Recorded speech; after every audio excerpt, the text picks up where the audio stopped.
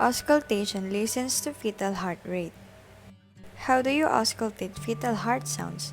When you locate the fetal heartbeat, count it for a full minute and listen closely for any increase or decrease in rate.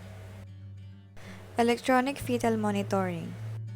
Use of instruments to record FHR and uterine contractions. Ultrasound converts sound waves to signal a fetal heart. A Doppler ultrasound is a non-invasive test that can be used to estimate the blood flow through your blood vessels by bouncing high-frequency sound waves off circulating red blood cells. Stethoscope. Like stethoscope, open and press on abdomen, use less frequency. 110 to 160 beats per minute, measure between uterine contractions for 10-minute period.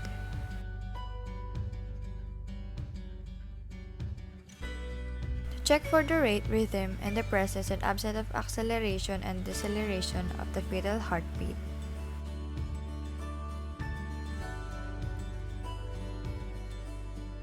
Assess the client's levels of consciousness and ability to follow the instructions. And client's age of gestations between 5th month or 20 weeks. For the planning or outcome, assess for the fetus well-being, initiate nursing interventions for abnormal findings and document the findings. And then prepare the materials that will be needed. Identify the correct patient. Introduce yourself and state the purpose of the intervention. You can say it like this. Hi, Mrs. Bautista. I am Nurse Kyla, and I'm gonna be doing a fetal heart monitoring, which means I'm gonna use the stethoscope to listen to the baby's heart sound. Do hand hygiene. Expose the part to be examined, keeping a cover on the other parts. Perform Leopold's maneuver to locate the back.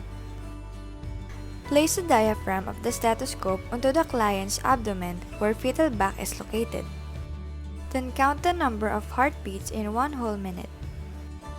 2 beats are equal to 1 count. Normal results are 120 to 160 beats per minute. Below or above this range indicates fetal distress. Assist the client to get out from bed and keep all the materials used. Record your findings on the client's chart and refer.